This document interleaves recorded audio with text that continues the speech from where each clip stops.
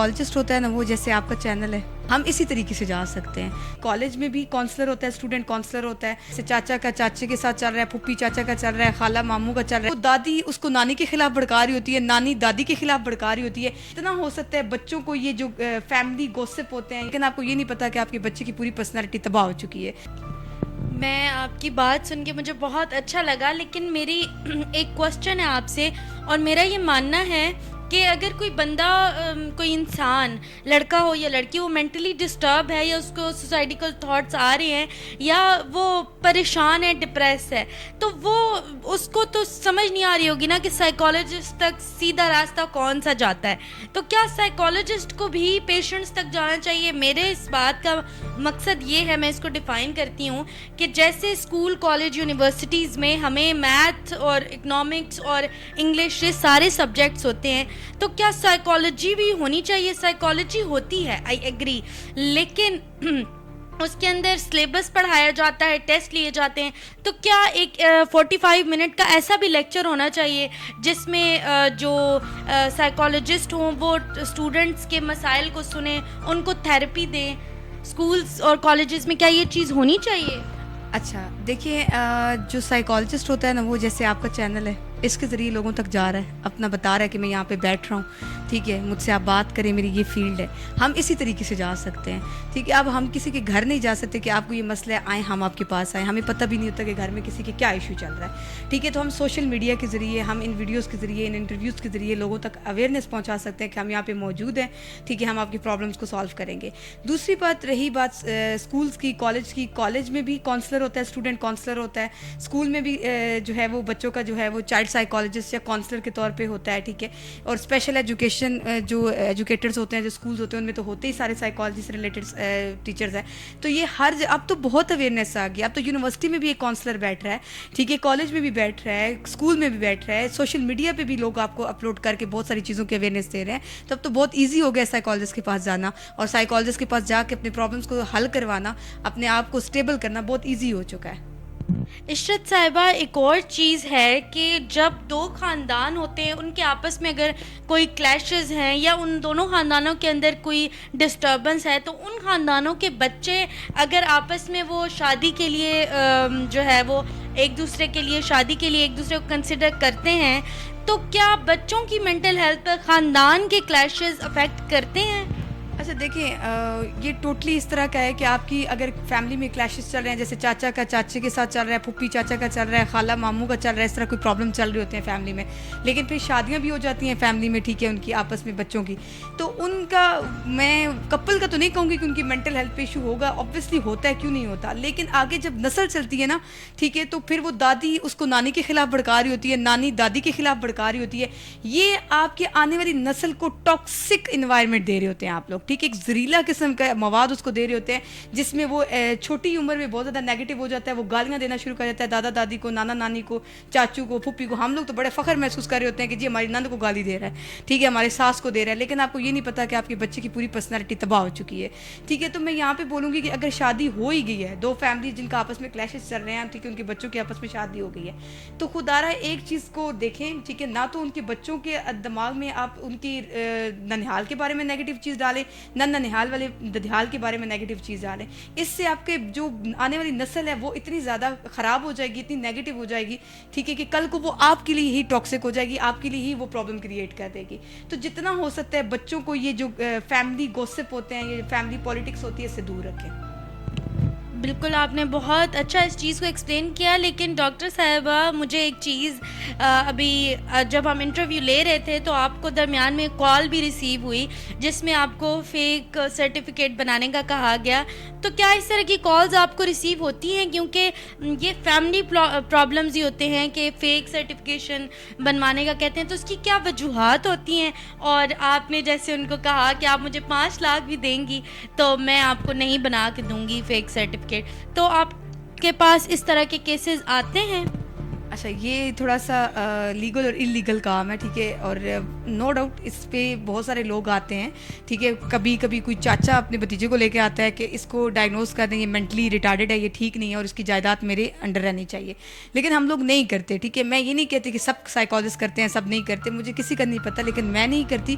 میں اس لیے نہیں کرتی کیونکہ یہ انلیگل ہے, ٹھیک ہے. میں اپنے پروفیشن کے ساتھ دھوکہ نہیں کر سکتی, ٹھیک ہے, یا میں اپنے پروفیشن کے ساتھ اس طرح کا کام نہیں کر سکتی کہ کل کو میں خود اپنے پروفیشن پہ گالی بن جاؤں, ٹھیک ہے. تو بینگ اے سائیکالوجسٹ میں کہتی ہوں جو بھی اگر اسٹرگل کے ساتھ یہاں تک پہنچا ہے نا, ایمانداری سے اپنی اسٹیج پہ پہنچا ہے, ٹھیک ہے, تو وہ کبھی بھی اس طرح کا 2 نمبر کام نہیں کرے گا, چاہے کوئی انسان کتنا ہی مصیبت میں کیوں نہ ہو, لیکن نہیں کرنا چاہیے, یہ لیگلی غلط ہے.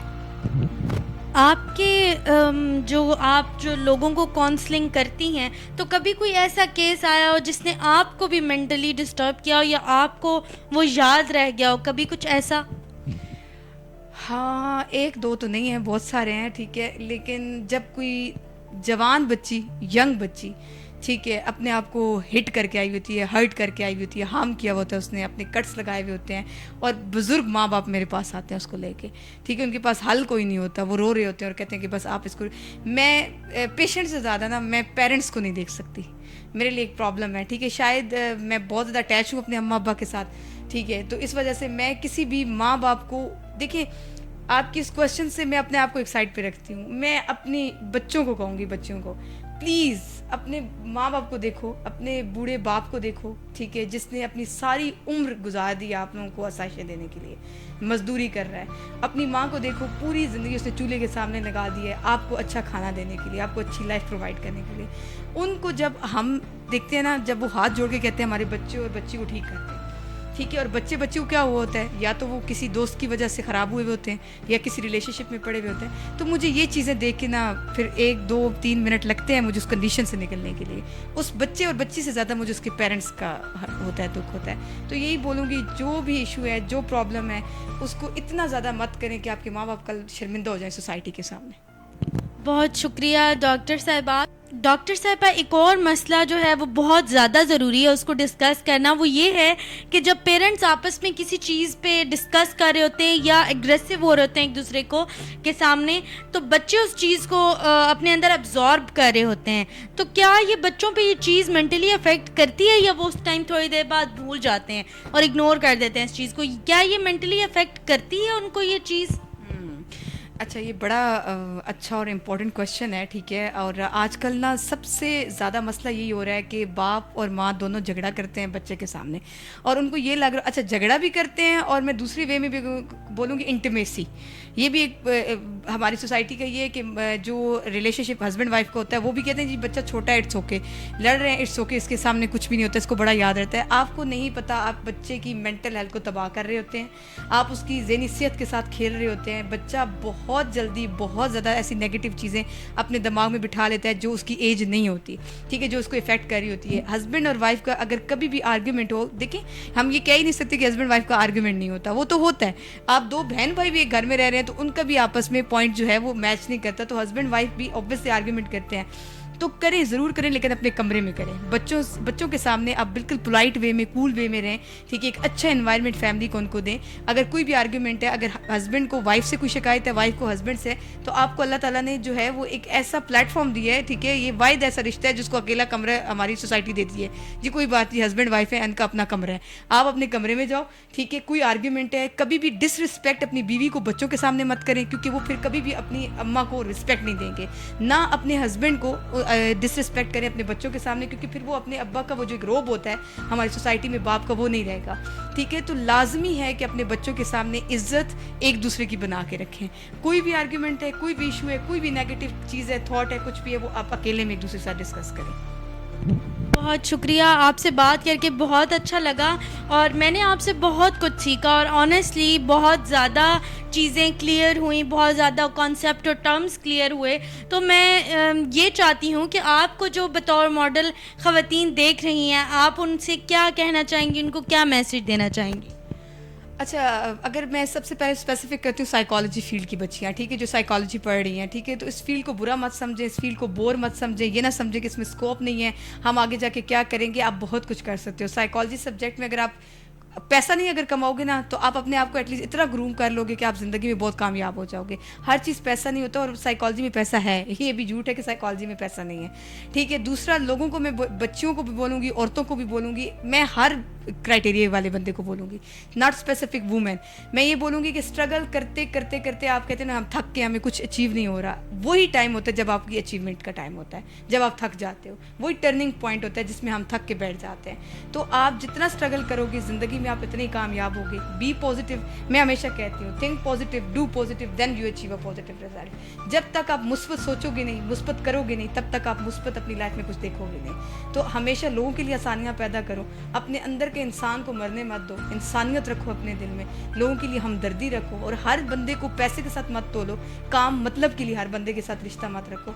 अगर कहीं भी आपको किसी को भी हेल्प आउट करने का मौका मिल रहा है आप उसको करो, लेकिन अपने करियर में अगर आपको दुश्वारियाँ आ रही हैं तो कोई बात नहीं. हम जब तक मुश्किलात को देखते नहीं हैं हमें एक्सपीरियंस भी नहीं होता, तब तक हम सीखते भी नहीं हैं. तो हमेशा प्रॉब्लम्स के बाद ही आसानियाँ आती हैं, और ये तो हमारा इस्लाम भी कहता है. तो बी पॉजिटिव. बहुत शुक्रिया. अब मुझे ये बताएं कि जो इशरत नौरीन है, मैं उनके बारे में पूछना चाहूँगी कि लोग इशरत नौरीन तक कैसे पहुँचें, और आप ये बताएं कि आपने पाकिस्तान में ही सिर्फ अपनी सर्विसेज प्रोवाइड करती हैं या आउट ऑफ कंट्री भी आप अपनी सर्विसेज प्रोवाइड करती हैं? नहीं, मेरा इंस्टीट्यूट ऑफ मेंटल हेल्थ, उसको 4 साल हो गए हैं. ठीक है. मैंने उसको बनाया है. ठीक है. 2020 में मैंने उसको बनाया था. ठीक है. उसको इंट्रोड्यूस करवाया था, और उसमें हम लोग फॉरेन कंट्रीज़ के स्टूडेंट्स भी लेते हैं, फॉरेन कंट्रीज़ के लोगों के सेशंस भी लेते हैं. ठीक है. और मुझ तक पहुंचने के लिए आप लोग डेफिनेटली कॉन्टैक्ट नंबर भी शेयर करेंगे. ठीक है. एक प्रोफेशनल नंबर है मेरा. अल अज़ीज़ हॉस्पिटल में बैठती हूँ, जो कि जिलम रोड पे है, DHQ के साथ. उसके अलावा ऑनलाइन हम सेशंस देते हैं. ठीक है. ऑनलाइन मेरा जो है कॉन्टैक्ट नंबर आप प्रोवाइड कर देंगे, उस पर भी वो अपनी कंसल्टेशन ले सकते हैं. बिल्कुल. डॉक्टर इशरत नौरीन का जो एक साइकोलॉजिस्ट हैं और साइकोथेरेपिस्ट भी हैं, उनका नंबर स्क्रीन पर आपको नज़र आ रहा होगा, आप इनसे कांटेक्ट कर सकती हैं.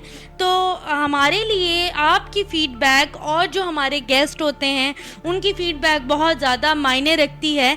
तो मैं डॉक्टर इशरत नौरीन से ये पूछना चाहूँगी कि ये जो हमारा प्रोजेक्ट है प्यामे सैर, ये हमारा सिग्नेचर क्वेश्चन है. तो आप हमें बताएं कि जो बिनते आदम ने इसको लॉन्च किया, आप उनको क्या राय देना चाहेंगी, या आपका बिनते आदम के बारे में क्या कहना है? अच्छा, नॉट स्पेसिफिक बिनते आदम. ठीक है. पूरी टीम. ठीक है. आपके जो रिकॉर्ड करने वाले हैं, आपकी जो डायरेक्टर हैं. ठीक है. देखें, ये मैं पहली दफ़ा ये बोलूँगी कि चकवाल में ऐसा हुआ है कि मैंने रोती पीटती हुई औरत की नहीं देखी वीडियो. ठीक है. इसमें आप उन औरतों के बारे में बात कर रहे हो जिन्होंने स्ट्रगल करके अपने आप को किसी मकाम पे पहुंचाया है. ठीक है. और ये इतना अच्छा एक ये प्याम सहर जो है वो इतना एक अच्छा प्लेटफॉर्म है. इस वजह से अच्छा मुझे लगा है कि इसमें औरत की स्ट्रगल, औरत की सक्सेस और औरत की बहादुरी दिखाई गई है. यानी औरत सिर्फ रोती नहीं है, औरत सिर्फ मजलूम नहीं है, औरत के ऊपर सिर्फ जुल्म नहीं हो रहे, या औरत सिर्फ नाकाम नहीं है, या वो सिर्फ बीवी नहीं है, माँ नहीं है. औरत एक कामयाब औरत भी है. ठीक है. तो आपने एक कामयाबी दिखाई औरत की, और ये सामने बैठी हुई जितनी बच्चियाँ होंगी 10 साल की, 12 साल की, 13 साल की, उनको ये लगेगा कि नहीं भाई, अगर हम औरत हैं इसको ये मतलब नहीं है कि हमने 20 साल के बाद शादी कर लेनी है, घर बसा लेना है. उनके पास एक अल्टरनेटिव वे आ गया है, उनके पास एक अपना कैरियर आ गया है, उनके पास एक अपनी स्ट्रगल का वे आ गया है, यानी कि हमें किसी मकाम पे पहुंचना है. तो आप जैसा अगर प्लेटफॉर्म है जिसमें औरतों को इतना मोटिवेट किया जा रहा है, उनकी स्ट्रगल को इतना अप्रिशिएट किया जा रहा है, उनकी कामयाबी को दिखाया जा रहा है, तो मेरे ख्याल में इंशाल्लाह एज सून एज पॉसिबल हमारी सिटी में जो है वो हर बच्ची कामयाब होगी, और हर बच्ची के एक अपना कैरियर होगा, और हर बच्ची इतनी कॉन्फिडेंटली अपने बारे में बात कर रही होगी. तो वेरी बेस्ट ऑफ लक बिनते आदम. आपने बहुत ज़बरदस्त काम स्टार्ट किया, आपकी टीम बहुत ज़बरदस्त है, और बड़े पोलाइट और पॉजिटिव लोग हैं. ठीक है. कोई हाइपर नहीं है कि इंटरव्यू है, ये करें वो करें, जबकि मैं खुद बहुत हाइपर हूँ. ठीक है. तो मुझे बहुत अच्छा लगा आपसे बात करके, आपके चैनल पे जो है वो इंटरव्यू दे के, और इंशाल्लाह नेक्स्ट टाइम भी ज़रूर अवेलेबल होंगे इंशाल्लाह. और हमें भी आपसे बहुत कुछ सीखा, और हमारी जो ऑडियंस है उन्होंने भी ये जो हमने सारा इंटरव्यू किया, डिफरेंट क्वेश्चंस किए, अभी तो और बहुत चीज़ें हैं जो डिस्कस करनी रह गई हैं, लेकिन हमने कोशिश की है कि हम जो भी ज़रूरी चीज़ें आजकल माशरे को जो साइकोलॉजिस्ट और साइकोथेरेपिस्ट से रिलेटेड या साइकोलॉजी से रिलेटेड हैं वो हम आपको आगाही फराहम करें. तो आपका अगर कोई सवाल आपके जहन में ہیں تو آپ کامنٹ سیکشن میں پوچھ سکتے ہیں. ہم ڈاکٹر عشرت نورین صاحبہ سے بھی وہ آپ کو جواب دیں گی, اور آپ جو ہے ہم سے کانٹیکٹ بھی کر سکتے ہیں. تو آج کا انٹرویو بہت اچھا رہا, بہت میرے دل کے قریب بھی تھا. مینٹل ہیلتھ بہت زیادہ ضروری ہے. تو آپ سے ہم اجازت چاہیں گے. اب نیکسٹ پرومس ہے کہ ایک اور ہم ایپیسوڈ میں آپ کو ایک نیا ٹاپک لے کر آئیں گے. تب تک کے لیے اللہ حافظ.